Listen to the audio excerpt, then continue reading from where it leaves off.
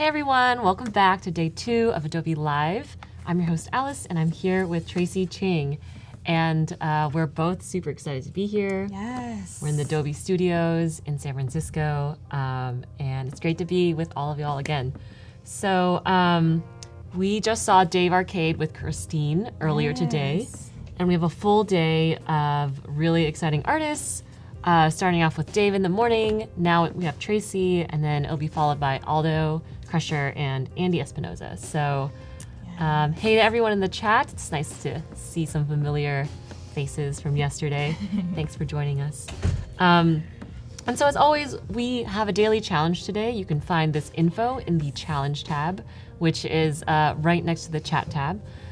We are going with the Inktober themes of the day. So today the prompt is roasted. Roasted.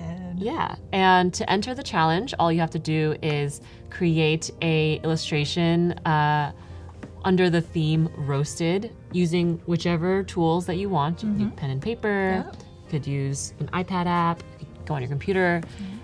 Submit it within 1 hour, and we'll have a countdown in the corner, and then we'll review.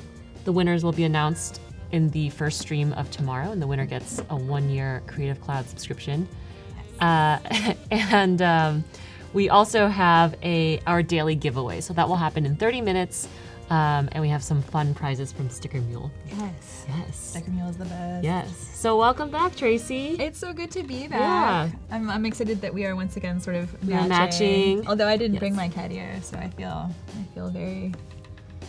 Yeah, I was doing like Velociraptor like hands at Christine during the last feed, but so maybe I'll pretend that's what I'm doing. Oh, okay. Yeah. You can do that, and I'll do this. You can be animals. Yeah, so you've been working on a really exciting illustration, first using your iPad with Adobe Draw. Can you tell us a little bit about what you've been up to? Yeah, so yesterday we got into some of the roughs, shall we say. Oh, it's upside down. Hold on, let me flip this over for you guys.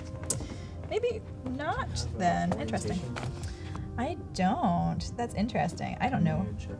It's doing that. I'm just cool. gonna turn it around because you know what? We're gonna keep it simple. Sometimes I do that too. I'm like, I can't figure it out.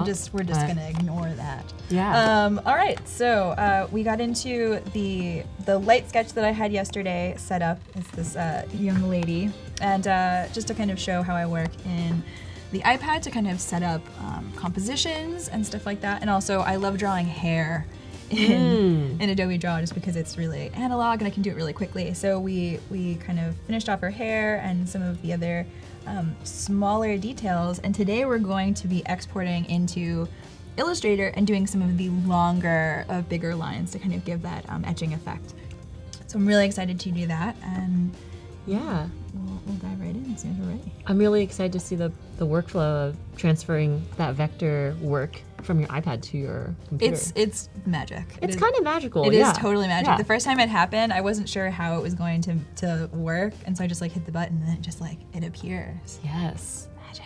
I'm seeing a question in the chat. The challenge is the same. It's the same throughout the entire day as Dave. So if you actually didn't get your submission in during that stream, you can submit it during this stream. The next one, yeah. Yeah. So exciting. Yeah. And then Let's get to it. Away we go. Okay.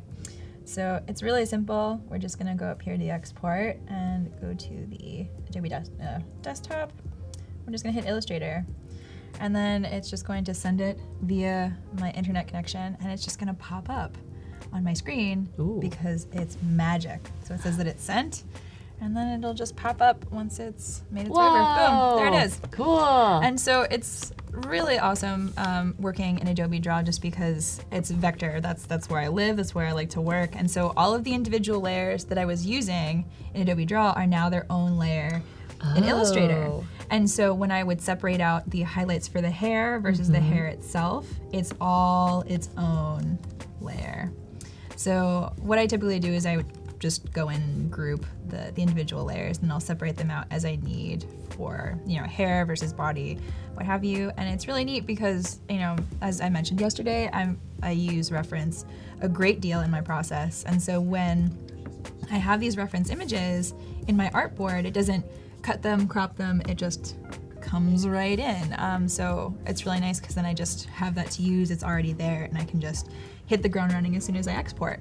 So I've really, really enjoyed kind of bringing it into my workflow because it's definitely helped. It's definitely changed some things, and has made things faster in general. So I'm a pretty big fan, a convert from Rob Jenneray, who's joining us in chat Hey, Rob. today. Shout out.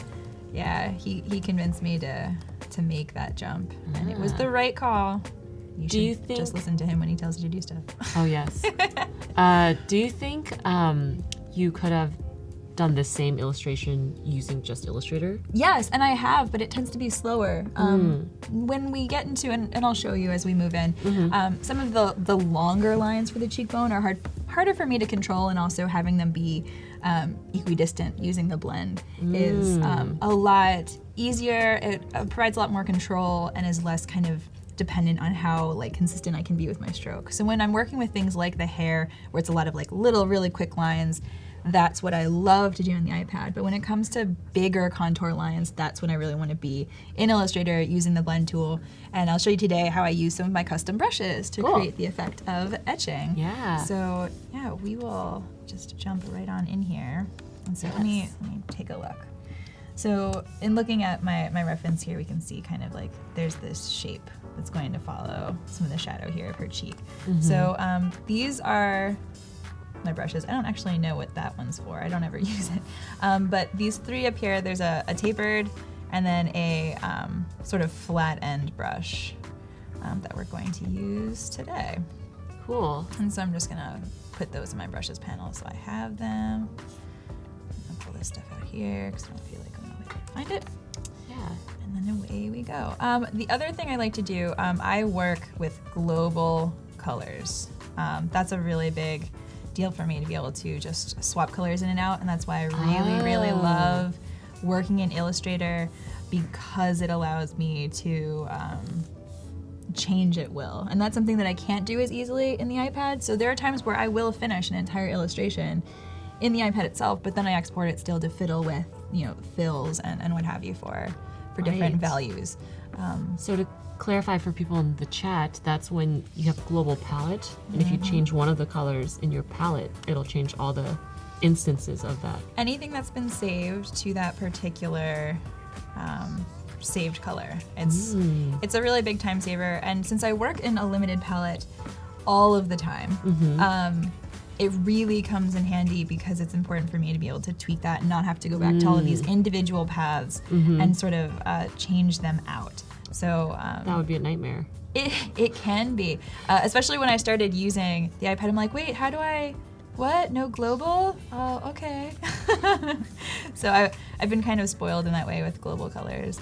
So yeah, it's kind of nice to be able to just to port back over and use it that way when I'm ready. So that is one of the lines we use. I don't actually use a pressure sensitivity with these. For some reason, it's always a little bit wonkier than I've found it to be in Photoshop in terms of how consistent it is. And so a lot of the control when it comes to the actual thickness of the lines is all about the stroke weight. And so that's what we'll be using predominantly here. And so shout out to everyone from the chat. Dimitri from Moscow, David from Nigeria. What's up, buddies? Yeah, what's up? What time is it over there? It is midday here in San Francisco.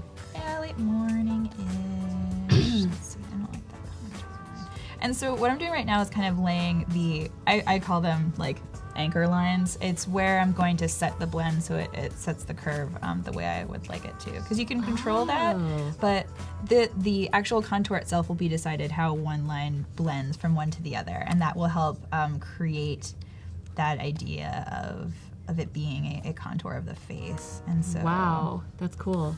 Yeah, and then this is magical. Blend is the best. Yes. And so I'm gonna go to my global colors over here because I don't want that to actually be backlight. That is not an accurate. That's RGB black. I don't want that one. I want all of the black. Oh, okay. Because I'm pretty because it ported over from iPad. It's set to that. And I actually think the brush is set to the wrong setting as well. This is so fascinating as someone who very rarely draws tints and shades. Tints and shades was wrong. And so it was creating a lighter value than I needed it to be. So we just went in and tweaked that. It's really easy. I see. I cannot stress enough how amazing the custom brush can be. Oh, wow. So do you mind walking us through what you're up to right now? Yeah, so right now we're using the blend. It's this guy over here, this little like 3 patch. The hotkey is W if you want to.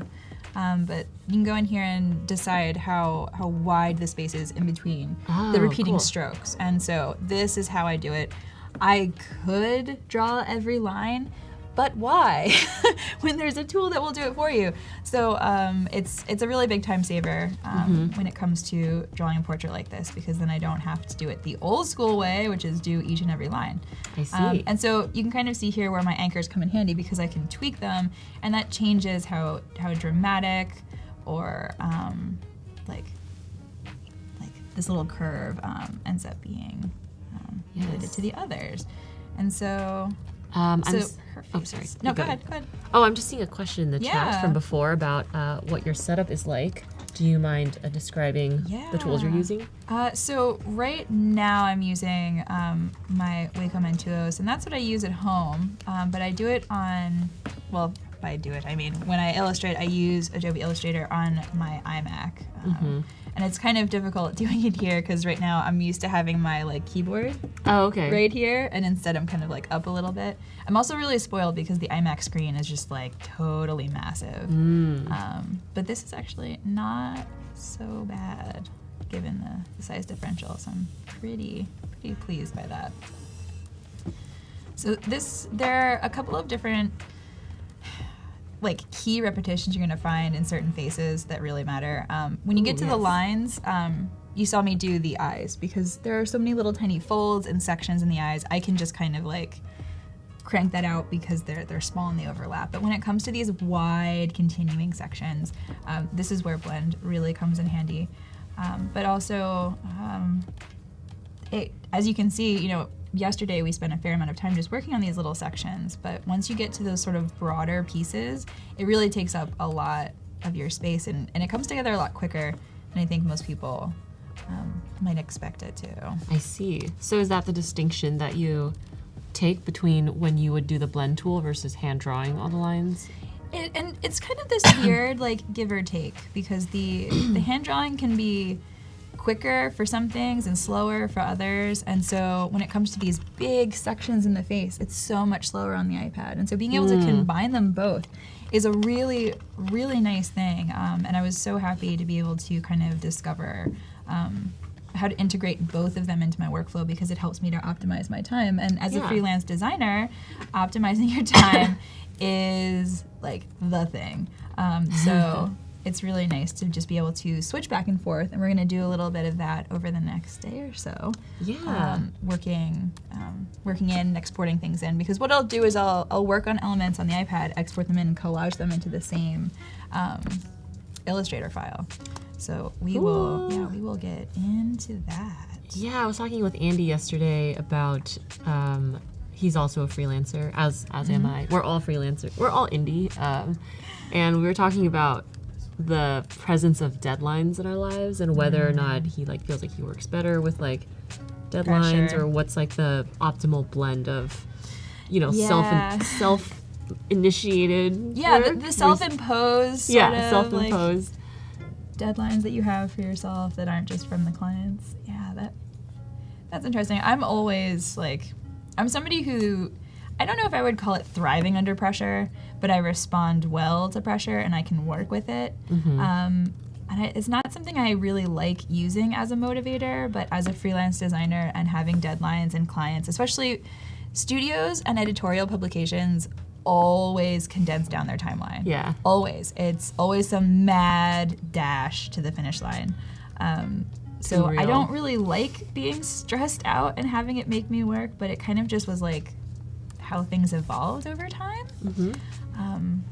But yeah, when it comes to self-imposed deadlines, I don't get to do that like ever. It's always somebody else that kind of decides it, or some other factor, right? Because I might say, okay, well, I want to work on this project, but in order to make it work for this event or this release, it should probably be done by such and such a date. So I feel like I have very little control even over my own deadlines. Yeah. I don't know if that's the case for everybody, but something I've found recently in trying to calm myself down a little bit, but no, not really working. And so I mentioned yesterday during our live stream, I work additively. So you're gonna see how I create that cutout pattern.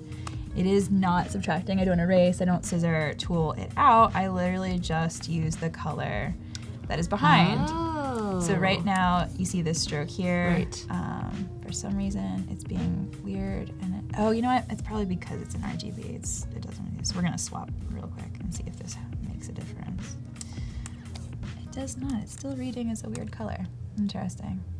Yeah, this is the only issue I've ever had with my brushes. Sometimes the colors don't quite want to cooperate, which I find really, really irritating. You can kind of see how it's a lot darker for some reason. Yeah. And so earlier you saw me swap it over to tints, right? Tints and shades. And now all of a sudden, yeah, see, and so when I switch it back, I wonder if it's because of the black. I have a feeling this might have to do with the fact that we're in RGB right now. Because I work almost exclusively in CMYK since I go to print itself. Normally it's Pantone related, but that's really irritating because this doesn't happen with my brushes on my iMac. So I wonder if it's the file itself or it's the thing. Technical difficulties. Can you go to the just copy the hex color over? Maybe. My issue is that this is going to become an issue. There it is. Yeah, it was because we were in RGB. Ah. Yeah. Oh, cool. Okay, so I'm just gonna, and this is the great thing. So now you can kind of see the purple isn't as saturated as it was, and I really liked that. So what we're gonna do is we're gonna go into that global color setting, and I'm going to tweak it to see if I can get it back to a level of saturation. So we're gonna preview that I like.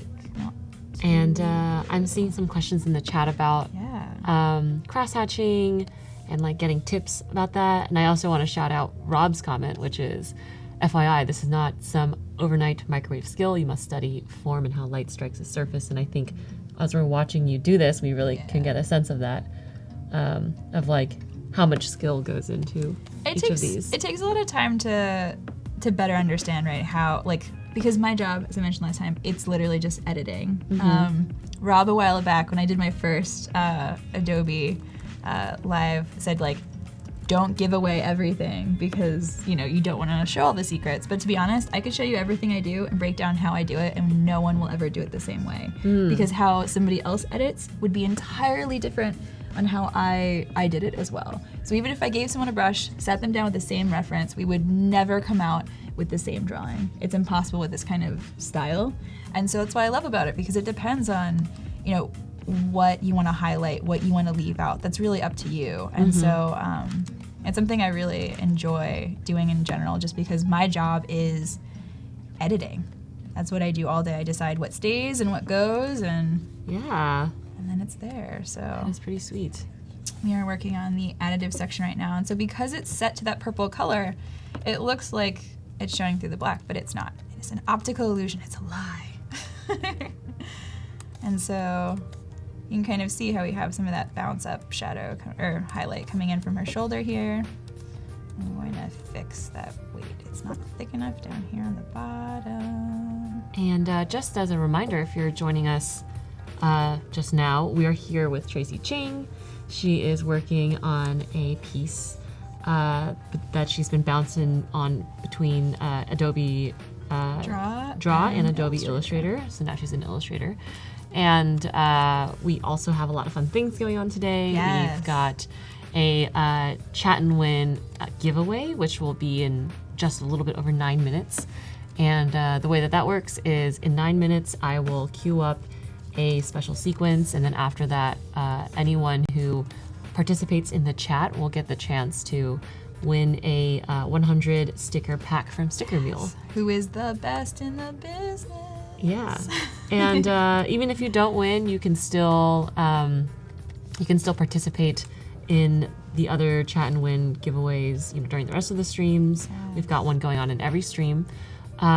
And we also have a special Adobe Live promo code for Sticker Mules so that you can also get 10 free stickers. 10 free stickers. Yeah. 10 free Yeah. stickers. Just go to this link, stickermule.com. This link right Adobe here. Live. Oops, too high. It's never too high. Yes. Don't ever stop reaching. Never stop reaching, even if your hands get cut off. We also have a daily challenge. Today is the last day that we'll be doing the challenge. Tomorrow we'll be doing a portfolio review instead. Reviews. Yeah, so the daily challenge today is to create an illustration inspired by the word roasted. So to do that, all you have to do is follow the instructions in the challenge tab, which is next to the chat. You'll submit it on Behance, and we'll take a look in about 37 minutes.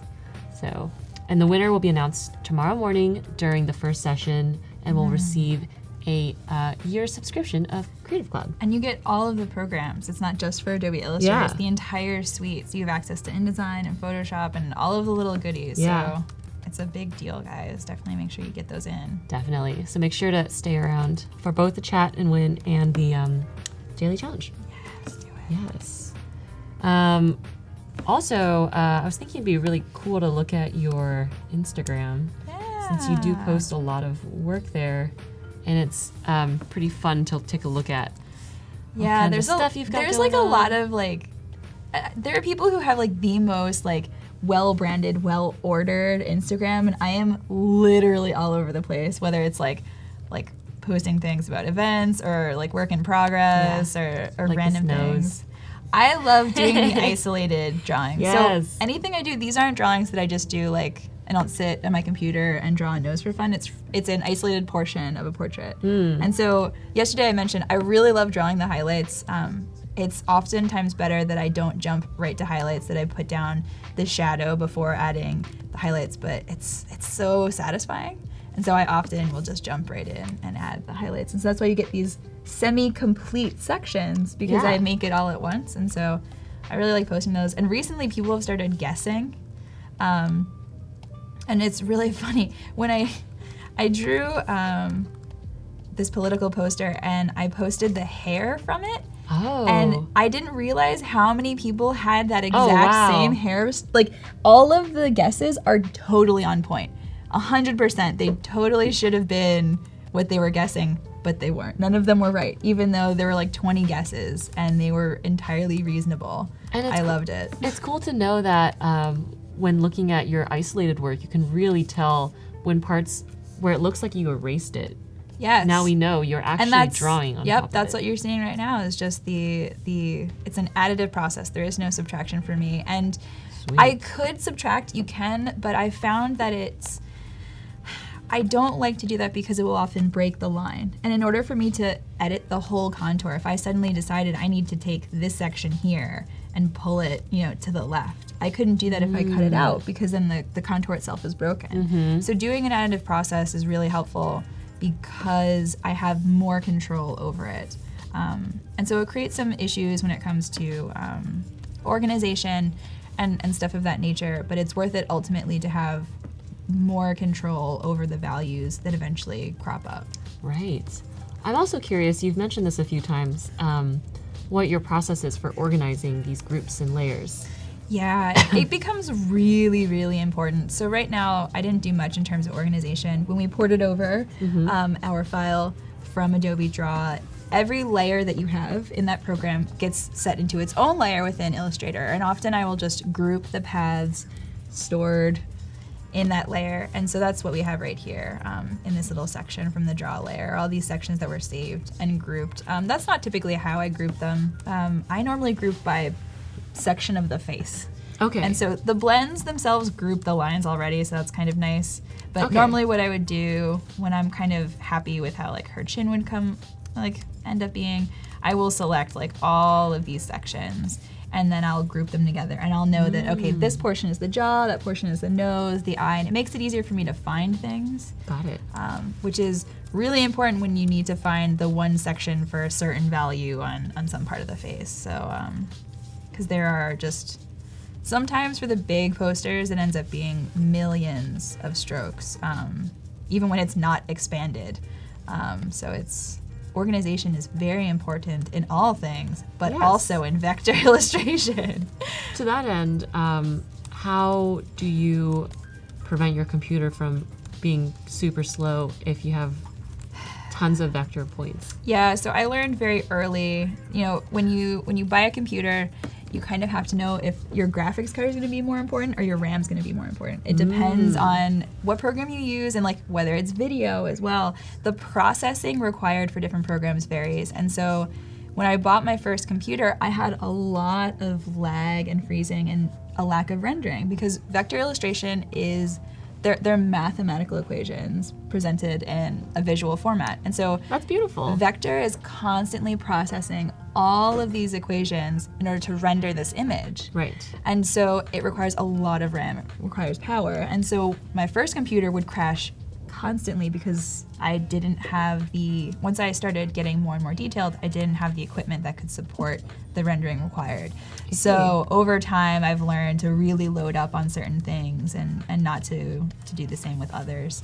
And so, yeah, it's been a learning process because you never know when you're going to make that next jump to something more complex, when you're going to need it. But if your computer ends up crashing a lot, it's likely you don't have enough memory or you don't have enough RAM or your graphics card isn't strong enough to handle what you're trying to render. So if you're getting that problem, I didn't find out until I got my new computer and just loaded up with everything, what really mattered. But be smarter than me, do your research.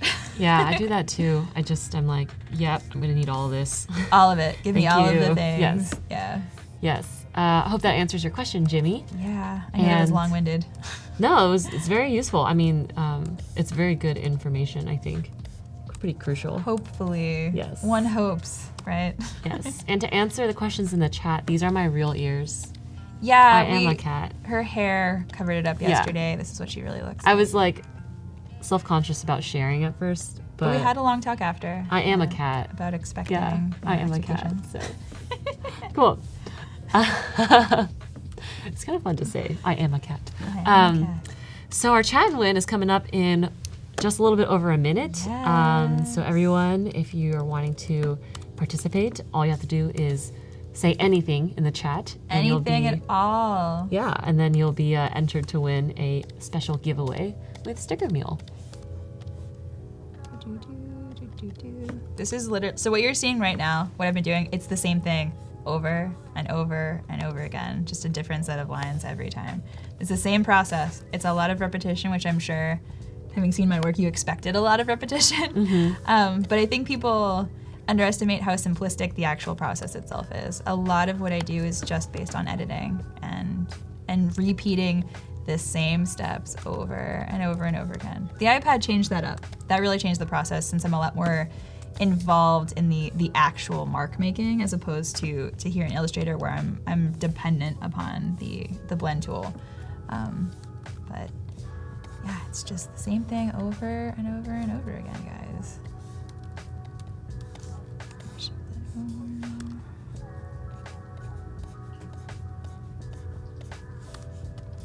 Anchor points, blend, adjust. Anchor lines, blend, adjust. All right, so our it's time for It's our time. chat and win giveaway, and we're gonna cue a video right after Yes. this.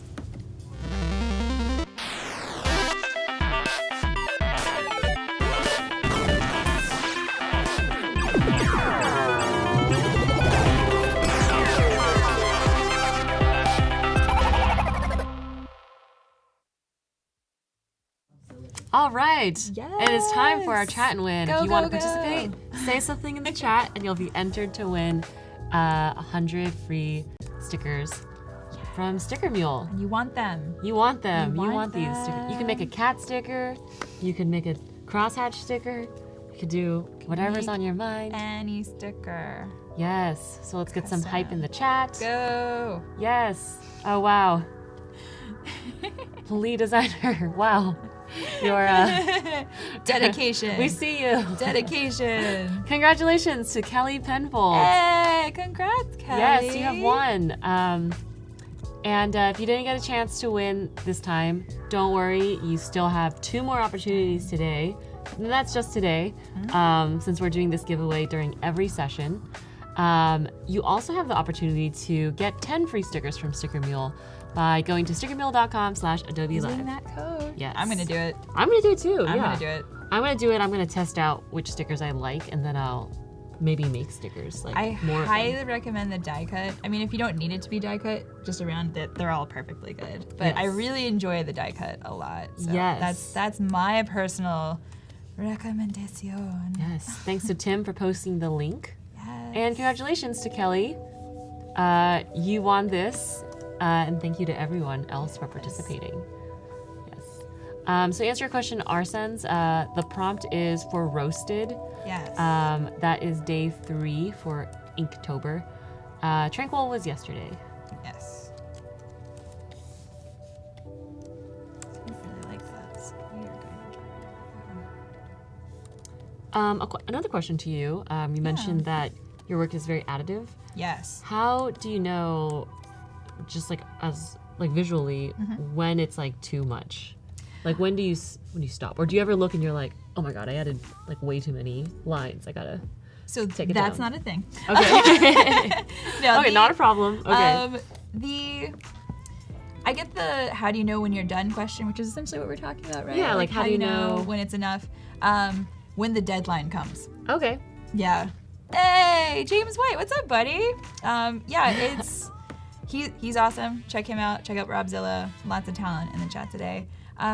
Yeah, I know when I don't have any more time. I think with many other artists and designers, you kind of know that if you could have worked on something more, it would have been great.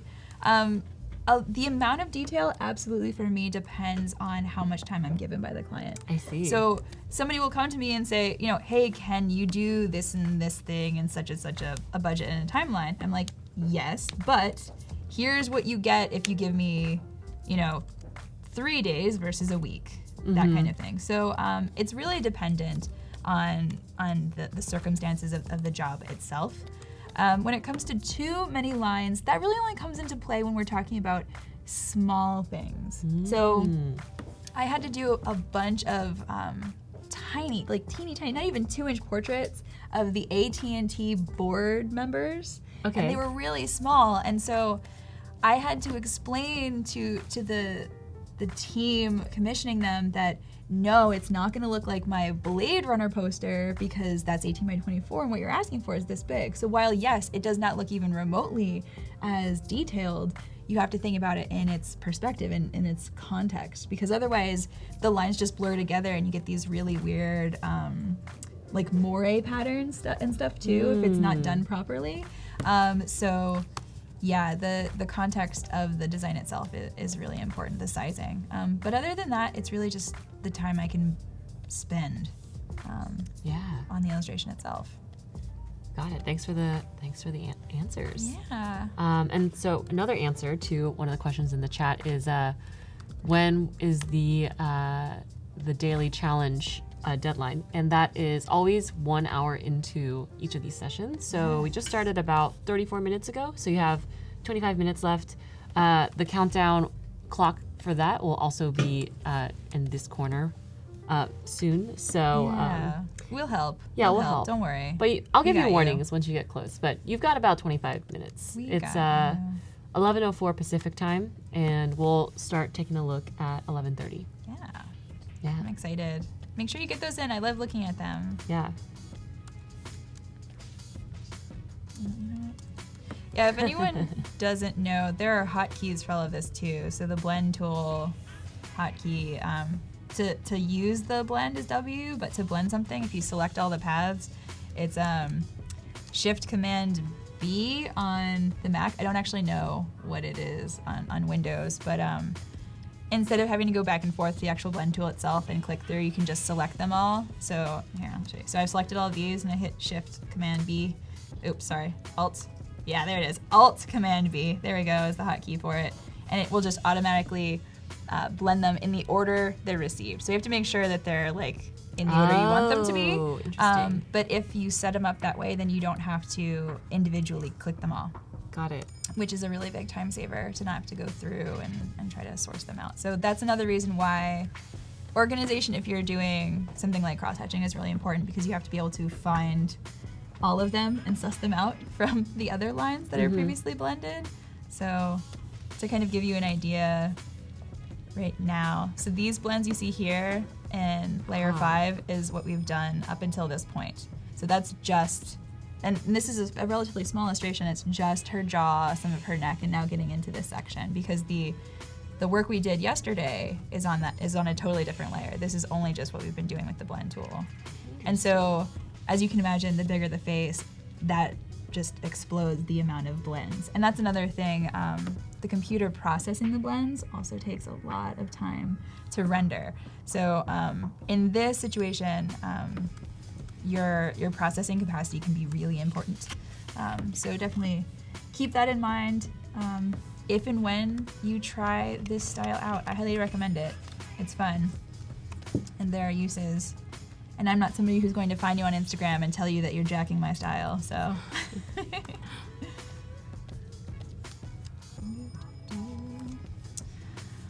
I'm so jealous you have that coat right now. I'm kind of like, cold. Like, I'm always cold though. Me too. And so if it's not like 75, I'm like, it's cold in here. So I should have brought a super awesome fluffy coat.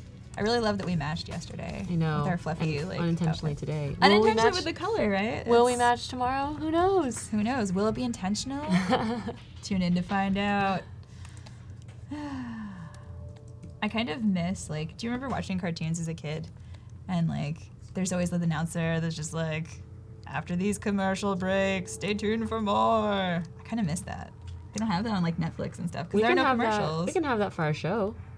Like after, who's gonna do it? Like, well, I don't have a deep sonorous voice. it's actually related because after Tracie's session, stay tuned for more. We've got some exciting artists, and it might be a good time to actually review the schedule. Yeah. But started off with Dave Arcade in the morning, and then after Tracie's session right now, we're gonna work with Aldo Crusher, and then Andy Espinoza. So after these messages, or after these, the break at the end of our session, stay tuned for more. Tune in after the break. Yeah. Yada, yada, yada. Yeah. I don't miss commercials, but I kind of miss the commercial outro. I think that's what I'm getting at. I see. Like yeah. I don't know, maybe it's just the nostalgia of it. Well, actually, speaking of childhood nostalgia, we had a really great chat going at the end of yesterday's session, in like the last 5 minutes, about favorite Studio Ghibli films. Yes, you guys were so on point with like naming all of your films. So on point. Stuff that I hadn't seen before, so now I have new ones to go and find. So I'm grateful and excited for that opportunity. Jan has a really interesting question. Yeah. That I love interesting questions. yeah, it's so the question is, you're using the photo as a reference right now. Yes. And do you ever trace photos or trace the initial lines of photos? Yeah, I absolutely do, especially when I need to block out shapes. So if I know 100% I want that exact same head tilt, they're like, I know that there are people out there who are extremely anti-trace, but let's be real, I do this as a living. My time is money, and so in order to, I guess you could trade in like artistic integrity for speed, but being able to trace out the general contours, the big blocks of color are really helpful, especially when I'm putting together roughs and that kind of stuff. Yeah. So I absolutely 100% do trace out the bigger blocks of color. Anyone that might give you crap for that obviously does not have this job. Yeah. And I like that the camera zoomed in. Right? It was like you said perfect that. timing. It's almost as if we planned that. Yes. Well, actually, what you have to do is be like looking at another camera. And Oh, then, like the Yeah. So actually, anyone who gives you trouble. kind of point to the camera over there. But yes, no, I absolutely do trace out the shapes. It is an absolute time saver. Sweet. 10 out of 10 would trace again. Related to new camera angles, we also have the challenge submission deadline right here. So you've got 19 minutes left. If you're just joining us, welcome. You can find all the info for today's daily challenge in the challenge tab next to the chat. And the theme today is roasted, which is also the Inktober Day 3 prompt. So create an illustration inspired by this word, upload it using the instructions in that challenge tab, and then we will review in now 18 minutes. Yes. Today's challenge makes me really hungry.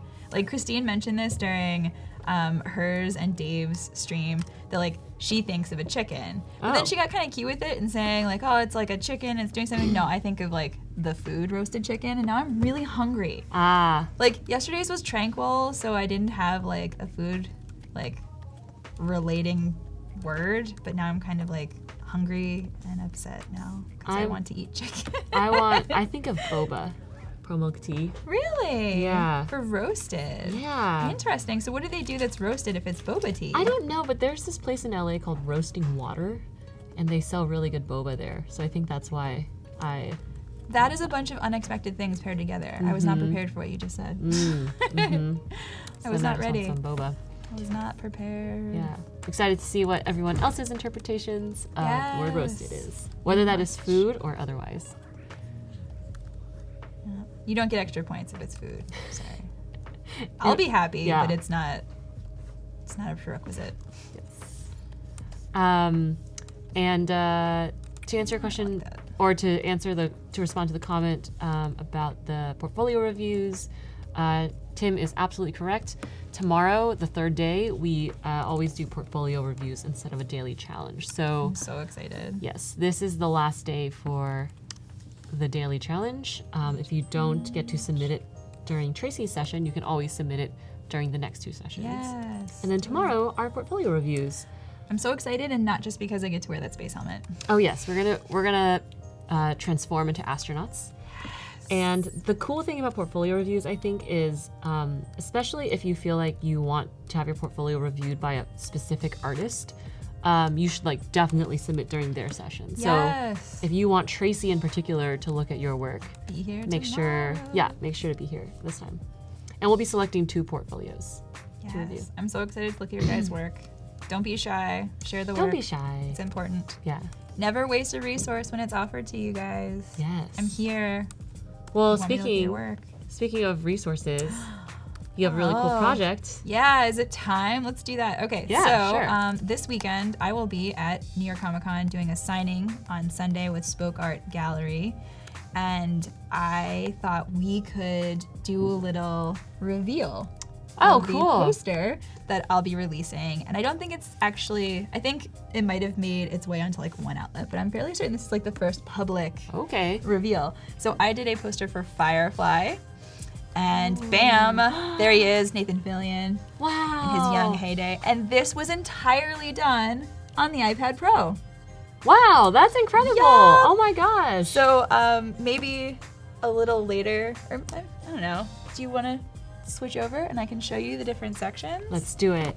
So, so amazing. So, and I'll show a little bit about the collage process, but you can kind of see it here. Each of the characters was done individually in a different project folder, only because I have a limited number of layers I'm allowed to use per artboard. So each of these pieces were finished based on a composition I had put together. So the outline, the big Firefly print, the composition was locked in.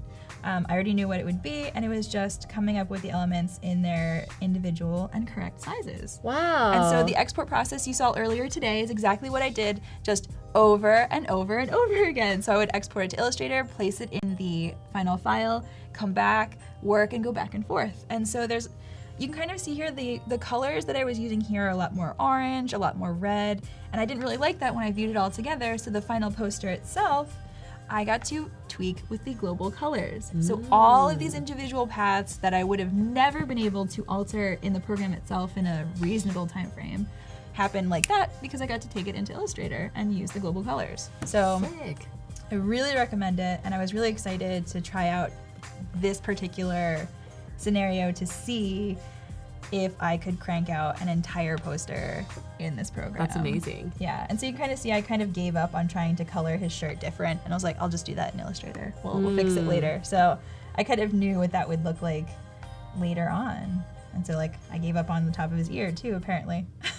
Yeah. But yeah, that's that. And so the full poster, all from that. Congratulations. Yeah. Yay. And so again, it will be released on Thursday. Yeah, starting on Thursday, it'll be available from Spoke Art in the block at New York Comic Con. And I will be there on Sunday at noon doing signings. And we'll also have a couple of sketches to give away. So come and say hi if you're going to be in New York this weekend. So there is your exclusive reveal, guys. Exclusive, yes. Enjoy it. And it's shiny, too. Anyone that watched the show, they love to call things shiny. The print itself is shiny. There's a Oil? sheen. No, it's a sheen overlay. And so the Oh. part that's black actually looks like a glittery night sky. Yeah, it's really, really cool. So come and check it out. That is so sweet. It's cool that you're able to keep the full composition like in your brain while you were like doing each piece. Well, and that's the funny thing is I didn't have to keep it in my brain because you can import the compositions that you do. So I had an outline similar to the one you guys saw when I started this illustration. So I had the composition locked down so I could see how big or small it needed to be compared to the other relative line work, because that is a really big consideration you have to make. I do a lot of resizing. I do a lot of collaging. The only thing you can't really change is their inherent sizing. So if you make two things at the same size and this one goes down to half the size, the line work is not going to change in terms of its spacing. So you have to go back in or not. So it's really good to kind of keep the idea of relative size in mind before you get started when doing cross hatching. Interesting. Yep, a lot of moving parts, quite literally. Sweet. Yes. Yeah. Love it. Yay. How many Joss Whedon fans are out there? Do we have a lot of Joss fans in the Whedonverse, right? I think that's what they call it. I always love the nicknames Let us know. that people come up with for like their favorite directors and stuff like that. Yes. You also have a really cool program called She Creates. Yes, I'm really excited for that. For anyone who maybe hasn't heard or doesn't know about it, She Creates is the mentorship and grant program I launched literally the 1st of September? No, I think it was the 2nd of September. It is really simple in its mission. It is solely to support emerging female artists. So if you identify as female and you are a graphic designer, an illustrator, a creative in some fashion, and you would like a mentorship as well as a grant, please apply. The restrictions are really, really limited. I don't have any age requirements other than you be 18 years or older. And let's see, you have to have a little bit of some kind of digital portion of your process. It doesn't need to be massive. But other than that, you are free and clear. And so for 1 year, I will mentor. And at the final 3 months of that mentorship, we will create a silkscreen print. My printer, the Half and Half, is going to assist the mentee in bringing a design that I can assist them with, or not at all, into the silkscreen format. And the $2,000 grant is to cover the production cost as well as their time spent designing this print. And so by the end of the mentorship, you will have your own silkscreen print run and hopefully a little bit wiser, learned a little bit more about what it is to be an artist as a freelancer in business and existing as a female in the industry. So I'm really excited. Please apply. I would love to have you. And the program is specifically for mentees who identify as female. Identify as female, yes. Cool. Thank you for making this. This is awesome. It was really nice to be able to kind of offer this, because when I was starting out, and forgive me if any of you tuned in to the last stream, because I'm going to go over it a little bit. Please do. Had a fine art degree. When I graduated, I did not want to pursue that degree, so I didn't want to become a fine artist. No one really becomes a professional fine artist for the most part anyway, so I thought I would attempt graphic design, and what drew me was alternative movie posters. At that time, Manda was just starting up, and it's something that interested me, but there were not a lot of women, not even as collectors, let alone as artists. And so when it came to graphic design, I was really on my own, but in the realm that interested me, there was even less female representation.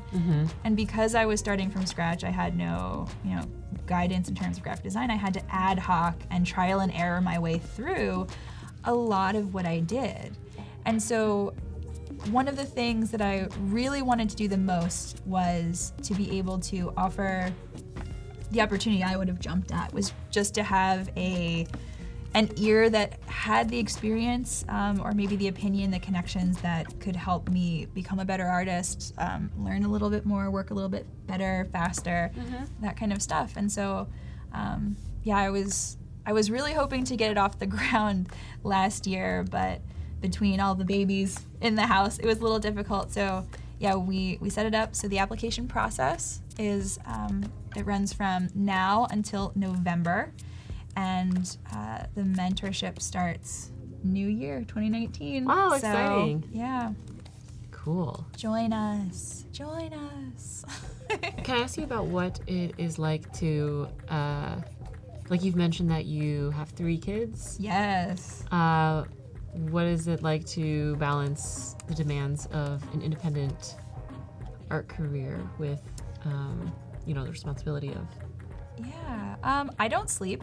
That's Okay. first and foremost. I don't sleep. I knew I wanted to work in freelance design if I could, because it would enable me to raise my kids. Oh, okay. Anyone that has ever been around or near DC knows how absurdly expensive anything even remotely that looks like daycare is another mortgage. It's incredibly expensive, and I wanted to have a hand in raising my kids, but you have to have 2 incomes in a house.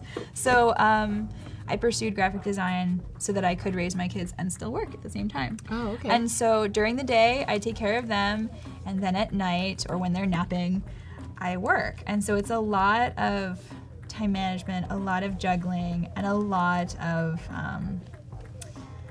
good behavior on the part of my kids for the most part, because occasionally when they're playing quietly, I get to answer emails, and some days when that doesn't happen, I don't answer emails. Oh, okay. Yeah, it's really interesting trying to juggle both, and there isn't a whole lot of resources out there to kind of help you navigate that world either, because we have things like maternity leave, but as a freelancer, that's not an option. And so unless you saved up to have your kid, you do eventually have to go back to work. Right. So yeah, any ladies that are thinking of starting a family and want to do design, freelance or otherwise, feel free to apply, because I am more than happy to offer parent and design advice. There are a bunch of us out there, but mostly men in my field, that we talk about being poster artists and parents. So Wow. Yeah, that's pretty I inspiring. have the info if you're interested on what it's like to be kind of a stay-at-home, but also not. So, yeah. I got very lucky. My kids are really well behaved. Particularly my eldest, Leela, is so good. I got really lucky. Oh. Oh, God, I really don't like that. Okay, bye. Bye. Ah, okay. Yep, nope, I don't like it. Editing. You're never sure what's gonna work until you try it. That's why I love the digital format. I can just try it out, and if it doesn't work, I can just make it go away. Yeah, it's cool to watch you, it's like you're sculpting in a way. There's always a little bit of trial and error with this process and tweaking, which is why I really like the format. Because I could do this analog. It would just take forever. and the question would be then why, right? Why would I use it analog versus digital? So I still do some cross-hatchy stuff in the analog world, but I love it. I love living in the vector world too, so. Yeah. Helene Tran says, this is so awesome to watch her work on the fly, and I completely agree. It's cool to just kind of see how someone's thinking through, and flowing through. It's something that you don't, it doesn't translate when you see the final work. You kind of just assume it emerged from the program whole, right? Yeah. So yeah, it's nice to be able to do it too. You just press a button, and it goes from sketch to this final thing. Yeah, It's it just goes ploop from the brain, crosshatch. drops it in there, Yeah. and then you're done. If it were that easy, right? Yeah. Just program your brain to output graphics. I'm sure we'll be there someday, but that day is not today. And just as a reminder, we have about 4 minutes left to submit your final challenge for the day. And all that info you can find in the challenge tab. We're going with the Inktober prompt of creating an illustration around the theme of roasted. So whatever that interpretation is for you, we're excited to see, and then we'll take a look in about 3 or so minutes. So make sure you get your submission in. If you don't get it in during this session, you could always submit it during Aldo or Andy's sessions. And those will be the final 2 daily challenge opportunities, because tomorrow we have our portfolio review. Portfolio reviews. It's gonna be great. I'm really excited. Yeah, my brain auto corrects when you say roasted. It just adds chicken at the end. So in my brain, it doesn't even just register that alone. Roasted chicken. Oh man, I have some problems. I don't drink. I don't smoke. I eat. I sleep a lot. Oh, see, I'm always like a doer. I always want to do stuff, and so sleep. If I could not sleep, I would choose not to sleep. I prefer to do stuff, but I kind of need it, and I don't get enough sleep anyway. So it's kind of just. I must sleep. I sleep like 8 to 9 hours. And there's nothing wrong with that. Normal human beings sleep. You just feel so good when you sleep. I wake up and I'm like, this is how my body is supposed to be. Yeah. And then my brain is just like much sharper.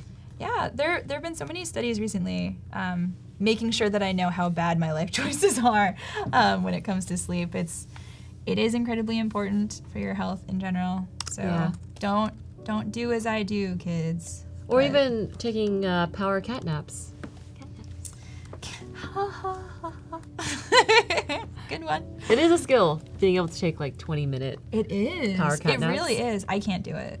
Oh, really? Okay. I mean, I can now because I'm exhausted all the time, but before I could not. Just out of necessity. Before children. Well, because I'm exhausted all the time, so my body's like, really? Now? Fine. Here you go. So maybe we'll get into some highlighting. Let's do some highlighting. So to answer your question, Dorina, the winner of today's challenge will be announced during tomorrow's first live stream at 9 Pacific time. Good question. Yes, with Dave Arcade and Christine Arth. And I'm also seeing some questions just throughout this session about if either of us will be at max. I will not be at max. No, I'm not at max this year. I was last year, but maybe the year after I'll see you guys. Yeah, is anyone out there in the chat going to max? Let us know. Yeah. Maybe some of y'all could meet up too. Yeah, max is awesome. I have never been. I forget, Rob, are you gonna be at max this year? I know Dan Mumford will.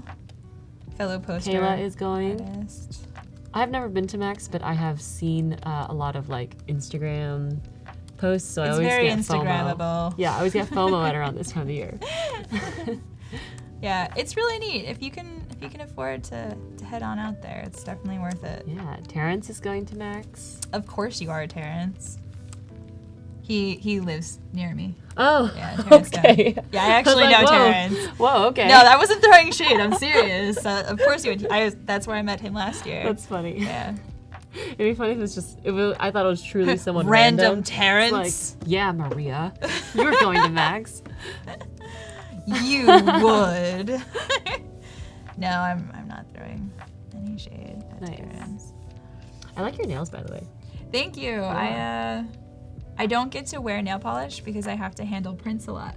Oh, and so oftentimes if I'm handling them, it will, even when I do clear coat after a while, it will rub through and I'll leave permanent scuff marks. So I never get to paint my nails. But since I'm out here this week and I handle no prints, I get to do it. But as soon as my buns land in DC, it's coming right off because I have to go to Comic-Con and handle prints again. I see. So yeah, this is once in a... Seriously, I think I painted my nails like one other time this year. And before that, I haven't painted my nails in years. Me neither. Because it's just, I can't. I can't. Yeah, I just do a lot of work with my hands, so it's hard. And it does. Even when you do your best to give it the clear coat or double clear coat, it still doesn't quite cut it. And then you have to worry about leaving. And so you've been doing murals a lot, right? Yes. So technically your hands could be painted all the time. It just wouldn't be specifically the nails. Things just get messed up. Like when you're wiping away stray marks, like my nails crack all the time. I just got gel though. First time, so nice. Yeah. They're pretty. Thanks. Oh, Rob says he's going to be at Max. So Yeah. if you didn't see, the challenge submission deadline has now passed. Thank you to everyone for submitting. Thanks, guys. Once again, if you did not get to submit during the session, don't worry. You still have 2 more opportunities. Still got a shot. Yes. Cool.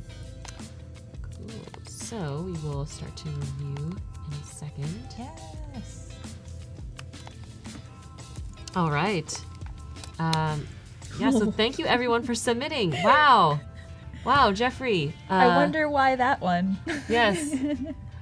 Roasted, okay. Roasted. Yeah. That's really solid. And for those who didn't see or didn't catch it, Tracie also made a poster. I make lots of With- posters. Yes. With this fellow as well. So I think there's some tie in there too. Yes, But, it's very possible. Yes. Cool. Really can't. Hey, there's cross-hatching back there with a tapered brush. I Yes. see that. I see you. Yes. So we have some All the way to the end. all the way to the end. We're just gonna take a quick stroll through memory lane. To pass submission. We did get some really cool entries yesterday, actually. There were. I know. really I mean, like this is them. incredible, Joshua Davis. All right. So, minute. avoid getting roasted. Looks like this person is on Mars, maybe, or like some kind of planet, Maybe it's a fried chicken planet. Maybe a roasted chicken planet. or like a cheesy planet. God, I'm so hungry. Yeah. Oh, roasted French fries. Ooh. Yes, from Michael. Mikhail. Mikhail. Mikhail. Yes. Yes. I like that Hi, palette. Mike. Oh, we see Mikhail in the Yeah. chat. Hello. Yes. What were you saying? I like the palette. I like the color palette. I like the pastel pink and blue. Yes, And me also too. that there are fries. Yeah. Get over it. We've got this Bye, submission. Rob. Bye, Rob. We've got the submission from Timo Oh, nice. Seppo. Yeah. I like that. So this person became roasted. More like melted. Melted. But indeed. I like that type. It's good. Yeah. I like that you made it like melty too. Yeah. Custom. Gotta love custom tape. This is from Oh. Anna. Oh, is it a frog? That looks like a roasted, like, it looks like a witch's supper. Ah, a witch's supper. Roasted frog. Roasting a frog between hexes. Yeah. This is from Van Beans. Dam. Oh, Coffee beans. Nice. And hello to Van Dam in the chat. We see you as well. Hey. This is from Joseph Medina. Oh, interesting. Look at that texture. Yeah. Is that on paper? Where is Or it is a that photograph? filter? Yes. Interesting. Let us know. Yeah, I'm let us know curious, how it Joseph. was made. There's some interesting texture going on in there. Oh, we've got Oh, a look at few that. entries from David. Look at that. Yeah. Those are tapered lines right there. Oh, I see. Yeah. Yep, tapered lines. I can see them. Interesting how you applied the gradient too across the lines. Yeah, Has a like metallic effect. it definitely matches. Yes. Oh, and Joseph says he used Photoshop. Photoshop, gotcha. Cool. Oh, cool. It's like a metallic NASA. Ooh, neat. Yeah. I like it. Hmm. It's I like how you did the wires. I wonder if it's a roasted astronaut and that's why he looks like he's wrapped in like foil. Thanks for your submissions, David. Oh, another one from Yeah. David. David, wow. This is a really colorful piece. Yeah, Yeah. I like the water. Yes. It's kind of nice when you can mix like really simplified shapes. I was never really good at minimalism, obviously. And so, yeah, I'm always really impressed with how that works. Being able to just use like the 4 shapes alone to Yeah. communicate something. It's a skill set. Wow, David, you are so prolific. This is another piece. I'm also really interested what medium you used for all of these. Were these all vector or? I feel like they're vector, but maybe not. Just from like the shapes, it makes me feel like they're vector, and some of like the repetition. Yeah, cool. I like the hint of the moon or sun in the background. Yeah, little celestial body. Yes. This is from Adilson. He said my mom was fat. Because you got roasted. Oh. And he's being roasted on a spit. Oh. That's awesome. Yeah, that's kind of funny. It's kind of gruesome in a funny way. I mean, it's a cartoon. Yes. Bone. Yeah. Spit. It's hilarious. Yes. Love it. Tyrone, a roasted peanut. peanut. Yes. Using the Kyle Webster brushes. Oh, yeah, cool. Yep. Nice. I don't use Photoshop. Even I know about Kyle Webster's brushes. We've got this one from Kat Patterson. Ooh, looks like she's roasting in the sun. Yeah. So warm. I wish it were summer here. Alas, San Francisco. Yeah. It's still summer in DC. Lucky ducks. It's like 85 degrees. Wow, when I left. really? It was so hot. But it could make up its mind. It was like 60, and then it was 80, and then 60, and then Wow. 80. So. This is Grace Huffman's Roasted marshmallow. Yeah. See, that one's a little gruesome. Only because I feel for that marshmallow more That's than true. the little bone. I'm not sure why that is. I think perhaps Maybe it's just because it's afraid. yeah, the proximity to the flame, It's immediate. just projecting if I were that marshmallow. Yeah. Yeah, but it's cool. It looks like you did it with pen and ink, so Yeah. uh, Analog. great tie-in with Inktober.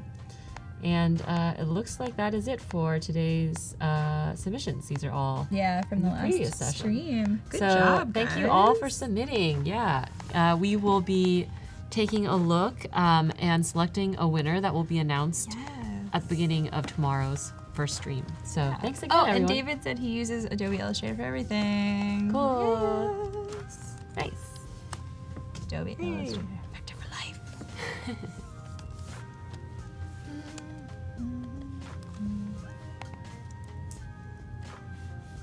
It's really funny. I don't know why. Maybe it's because I'm a child of the 80s, but I hum Tears for Fears when I work. Like randomly. Like I haven't actually listened to a Tears for Fears song in like months. What And kind I of just started humming it. what kind of music do you, or if any, do you listen to while you work? I don't listen to music while I work. I don't even listen to music while I drive. I like the sound of silence. But Oh, when I cool. work, I watch. I'm a rewatcher, so I'm one of those weirdos that like rereads books. Okay. And I rewatch movies, and I'm not as prolifically a rewatcher of like TV shows, but I will certain ones, especially if they're like comedies. Like I've rewatched Parks and Rec like a million times. Yes. Great show. So good. But yeah, mostly it's movies, and so I have a lot of subscriptions to a lot of various streaming sites. What movies have you been watching recently? I love watching good, bad movies. So like, because I can ignore it and not mind, but it's still got some value. So like watching like The Chronicles of Riddick and Prince of Persia, like really like The Scorpion King with The Rock. I'll watch anything with The Rock in it. But like watching really good, bad movies is like my favorite thing to work to. Oh, wow. Especially if there's like a comedy angle, and then I'm set for life. Well, related to movies, do you know what date it is? What day is it? It's October 3rd. And why do I care about that? Oh, that's from Mean Girls. Oh, yeah, that's not something I've rewatched enough to remember. Okay. Yeah, but it wasn't like a shot in the dark or anything. I think it was kind of like a 50-50 whether or not It was a like, obsessed 50-50. or not. Yeah. I was just like, this. I really hope this isn't some like nerdy canonical date that I've forgotten and I will pay for later. Oh, no. Like, It's a scene in every October 3rd, I feel, on social media. This, like, meme makes the rounds. Yeah? It's like, what day is it? It's October 3rd. Yeah. It's October 3rd, y'all. That's hilarious. Mm-hmm. See, maybe that's how you know that I'm getting older, because I just like I miss all this stuff. You know you're getting older when you're, like, older than the Disney Channel stars.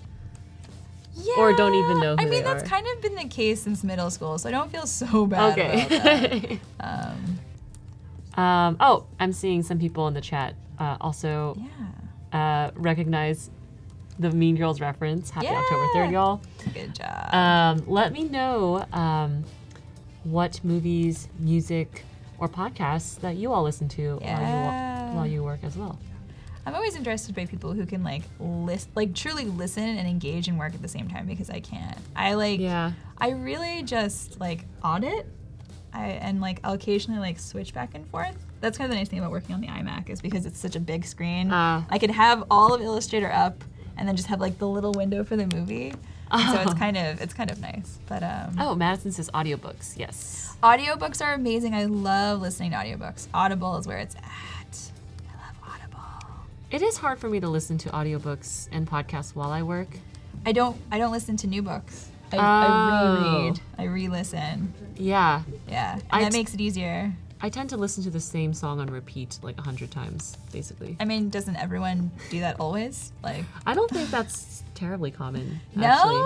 Yeah. Oh man. I share an art studio with 3 of my friends who are also artists, and I'm very conscious to like not do that because it'll like drive them Well, it'll crazy. drive them nuts. Yeah. You know what I did? So I went down the K-pop hole Oh my. past month. Oh my. And I have been listening to like Blackpink and Oh, BTS yes. like Yes. on repeat. So Idol over and over again. And I watched them actually like address the United Nations like at the same time as I was Yeah. becoming obsessed with them. And I'm like, okay, sold.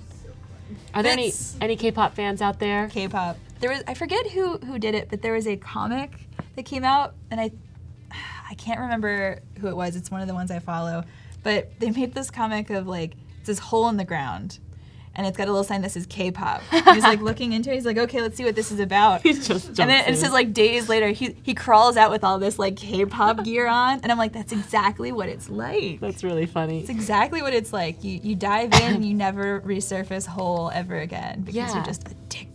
And I don't really speak Korean, yet there's something utterly entrancing about the K-pop.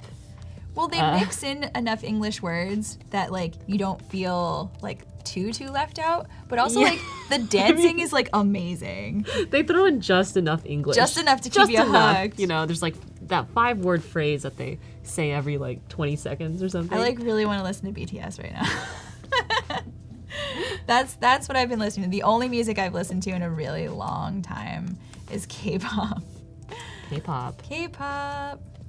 I mean, artistically, I think there's a lot of really cool visual inspiration that you can get from the art direction in a lot of these K-pop music videos.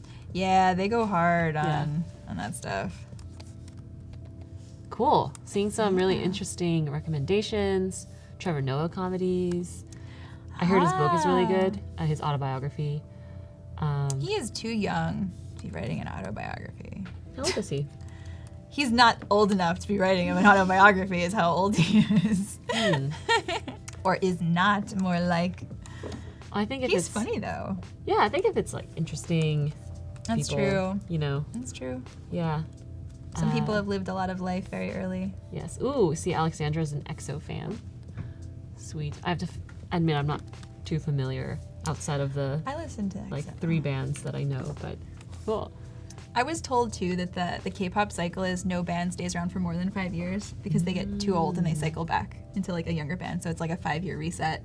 And then sometimes members will go solo after that. Yes. But otherwise they're just like they're done after 5 years. Sometimes they also have to go into the military service. Yeah. They have to do their like 1 to 2 year thing. That might be more than anything the thing that makes me feel old is watching K-pop because I'm just like, it's not that it's inappropriate, but it's just like you are very young and I am not anymore. Like, Yeah. and so Well, the thing about also the K-pop. Also, sorry if we're talking about K-pop a lot, guys, but it's kind of all relevant, you know. But yeah, just like Rachel says in the chat, this is the exact point I was going to bring up. They spent their entire childhood training for their debut. I know. Imagine if you spent your entire childhood training to be the type of artist, you know, the type of field that you're doing now. Your entire childhood. Is that what happened with you? I started drawing before I had memory. I had sketchbook. Wow. Like my first conscious memory, one of them from the earliest age is my sketchbook. Wow. Yeah. And so like my family already gave up hope that I would do anything not related to artwork. They're like, yeah, she's not going to be a doctor. She's not going to be an architect. It's already set. So they didn't even bother trying to dissuade me from my art degree. Interesting. They already knew it was going to happen. So Yeah.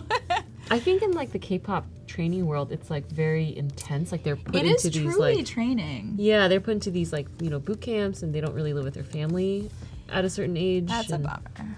It's quite competitive. Poor So, babies. anyway, Moving on from K-pop. moving on. Yes. See, we went down the K-pop. We went down the K-pop K-pop hole. Well, we hole. went down the Studio Ghibli inspo Yeah. hole, and now I feel like that's a little bit more relatable though than K-pop. I feel like if you haven't done K-pop, you can't understand. if you haven't been down the hole, you haven't clicked through way too many YouTube videos, that's what I recommend.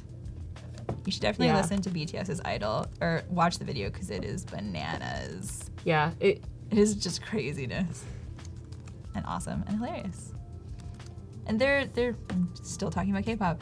They're the youth ambassadors, and so that song Idol was based on that campaign for supporting young people and doing love. Oh, K-pops. Okay, I'm gonna stop talking about K-pop now. Yeah, could you actually tell us about what you're up to right now? Like, it's kind of fun to watch. But. Yeah, so working on highlighting a little bit here and there, and just kind of trying to suss out how I want to use that highlighting here.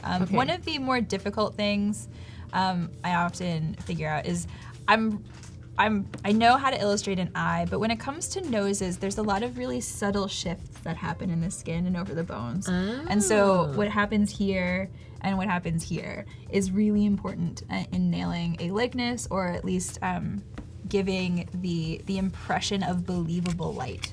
Interesting. And so if anywhere requires the most work for me, it tends to be the nose, and then like where the jawbone intersects around the chin can be a little difficult too. So even though you're looking at something, from the reference, you're still editing. You're trying to figure out what's important, what should stay, what should go, and what contours need to be dead on. Because like with characters, right? People can draw a likeness even though everything's out of proportion. There are certain things that you must hit in a likeness in order to make it work. And so that's where the editing comes in, trying to figure out, what's of value, what isn't, what needs to be there, and what have you. So sweet. Some serious knowledge being dropped. Yeah. It's a lot of back and forth, a lot of trial and error. But I mean, it's no different than drawing in general, right? When no matter the venue, no matter the subject, editing is always the same. Any kind of art form is really just deciding what to keep and how to display it. So I think most people can relate to that idea of editing. And so now we're just shifting it because this highlight's really important because there isn't a strong line here where the shadow in between her eye and her nose is. And so this line here is going to really be the only thing that gives us the idea of the contour and shape of her nose. And so I have to make sure that this is right. Because the cheek is a little bit more forgiving because it's really straightforward, right? But the individual bumps and curves as well as the three-dimensional slide down the side here is a little tricky. So just working through that. And so you are a Photoshop user. Artist, right? Yeah. I primarily draw and paint in the world of Photoshop. Right. But I used to do a lot of vector work, actually. Nice. You mentioned that for product design, right? Yeah, and also I did a bit of illustration, like tech illustration. And then I ended up drawing a lot, like what you're doing, like with the tablet in Illustrator. And then I was like, I think I'm just trying to use Photoshop, but in Illustrator. So I should just use Photoshop. And then I just switched over. I have a question for you, if I'm allowed to do that, even though I'm on the show. So I recently volunteered at Powwow DC. Powwow is a mural and graffiti festival that happens in a lot of cities around the United States. So cool. It started in Hawaii, but now it's all over the U.S. And so they've had one in DC now, I think, for maybe 2 or 3 years. But this year I volunteered, and I was really, really interested in the process in general, being especially a digital artist. And so how did you get into doing murals? Is that something you were always interested in? Or, great question. How do you start? How do you get involved if you're not a straight up graffiti artist? Because I know how graffiti artists start. Yes. But if that's not the way you go, how does that work? Yeah. Well, I'll keep it short because it is your stream. But to answer your question, the first mural that I did in a while was this summer. It was 3 months ago. And then ever since posting that, I've just gotten more mural opportunities. It's kind of funny how that works. So it kind of feeds itself. Very organic. Cool. And just the way that I wanted to paint. I have some of my murals on my Instagram. If it just sounds like I'm talking about. By Alice Lee. Yes, so you can check it out. By Alice Lee. At Instagram.com/byAliceLee. But a lot of my mural painting style like looks vectory, right? Because it does. Yeah. It really does. I wasn't sure at first. Yeah, when I saw some of it. Yeah, I'm not trying to draw like paint, like gradients and stuff. Yeah. But I do that all in Photoshop, and I do naturally find it easier to even draw like shapes without any special like painterly touches in Photoshop. Right. I think because like my brain just thinks in terms of shape and not line. Yep. And for a long time, I was trying to force myself to like draw in line, but then I was like, yeah. but Why then, force something that's not natural, right? Yeah, I think a lot of very much reductively too. That's a big one. Yes. That's a big one. Yeah. Yes, and for those who just joined, Tracie has been talking about how her work is very additive. Which you can also really see in her process with cross-hatching right now. So it's just how your brain processes likes to think. it. Yeah.